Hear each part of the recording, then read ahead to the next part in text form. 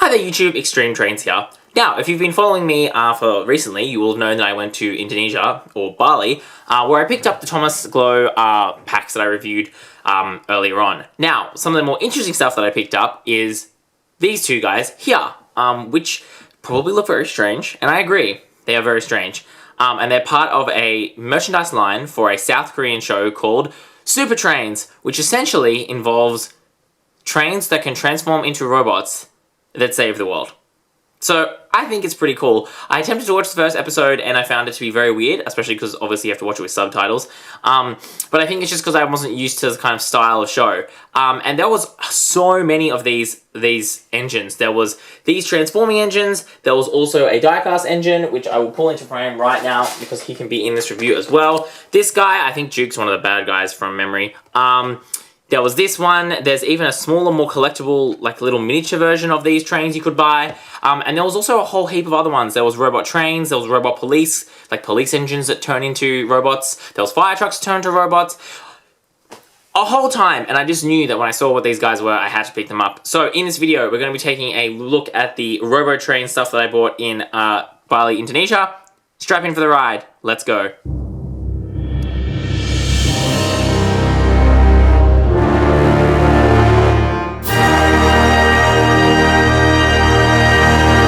So the first piece of merchandise we're going to have a look at is this diecast engine. Now you can see the price here is 119 rupiah, which calculates to about $13 in Australia. So that's about what you're talking about if you're talking about Australia. You can see this is the packaging. These are the main characters. As you can see, as I previewed in the intro, I got these two of the main cast. They had these two guys in the Transformer ones, but I really wanted this main character, but he was sold out.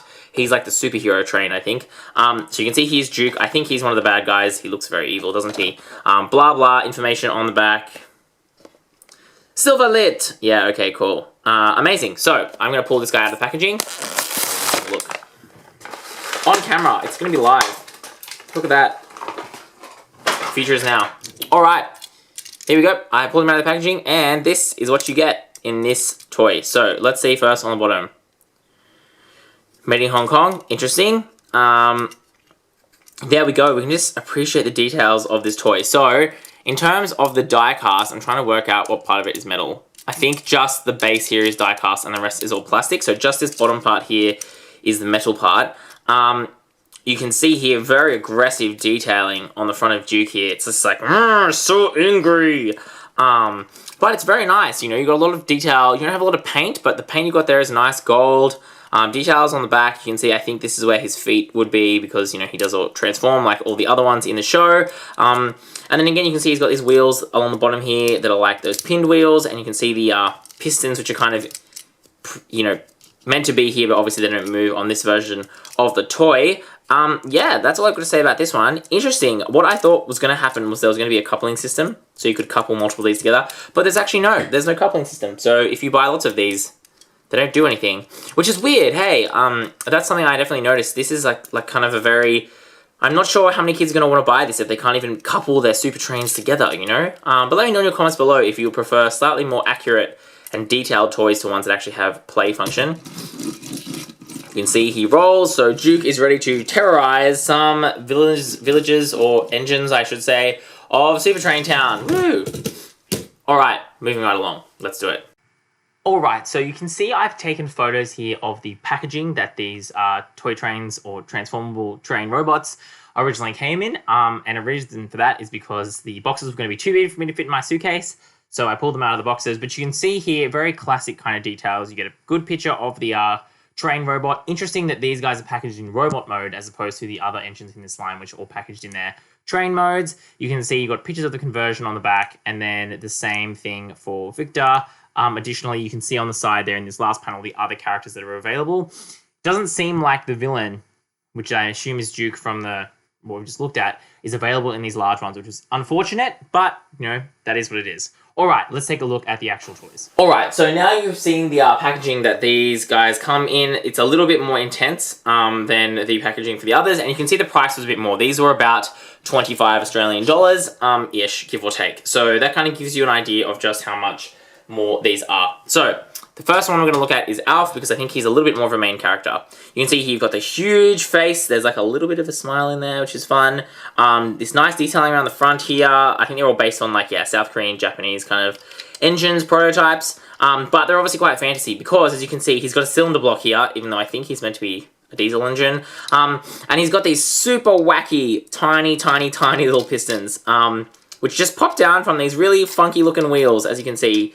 Tiny little pistons that are detailed there. You've got not a lot of detailing around the back, but it's just, you know, just enough so you get an idea of the train. From what I saw in the show that I watched, and also from the packaging, it seems like these engines are the only part that transforms, but they have carriages that go behind them. So I think that's how that's supposed to work.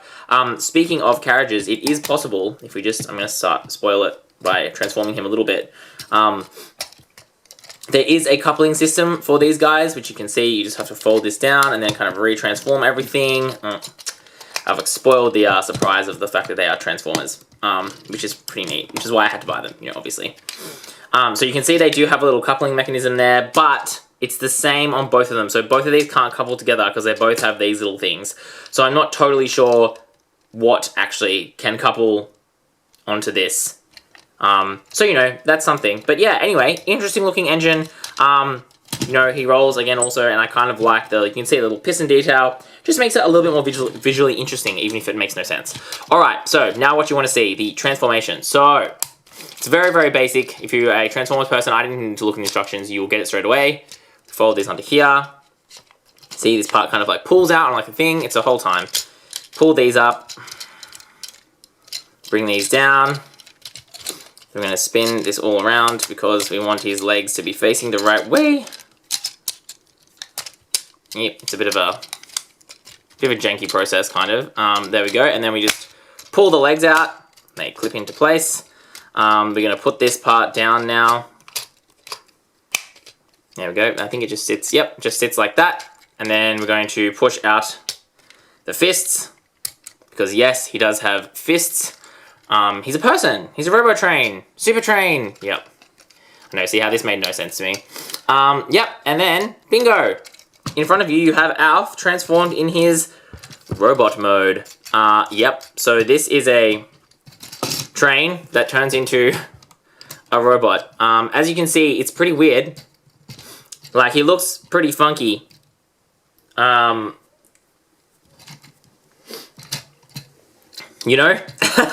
But, you know, it is what it is. Again, the face is still here. If we want to look at the articulation, you've got a ball joint in the shoulder, so that can go all the way around lots of different ways. You've got a ratcheted hinge kind of thing at the elbow, so the elbow can bend. You don't get any more than that. There's nothing at the wrists. You've got that waist rotation, kind of, but it's also for transformation. You've got a ball joint at the hips, so that can kind of go forward that far, back that far. I'm just doing this from what I see in Transformer reviews that I watch, and kind of shift around a little bit. And then he does have a knee bend. It's just, again, like kind of a clicky knee, ratchety knee. Very stiff, and only goes, I think, to this far. Yes. So you can bend the knees that much. You get one click on each, or 2 clicks on each knee. And that's all you get for the knees. You can see that you can get some quite interesting looking, you know, poses from him, which I think is kind of cool considering, you know, he's like a train. Trying to get him to do like something like he's running to save the citizens of Super Train Place. I didn't catch the name of the world that they live in. Nope. See, I'm doing this all live on camera because I want to be authentic. There we go. So you can get him in kind of a running pose. I'm just going to come over to my Transformers collection, part of which is just sitting just off camera, you can't quite see it. And we're going to do a test and see if he can fit the Transformer weapons in his hands. They look like they should fit. We will see if they are the right size. It's proving to be problematic. Maybe they are not the right size. Oh, no, they are. There we go. So the hands are 5mm compatible, which means he can hold things like Transformers Siege Shockwave.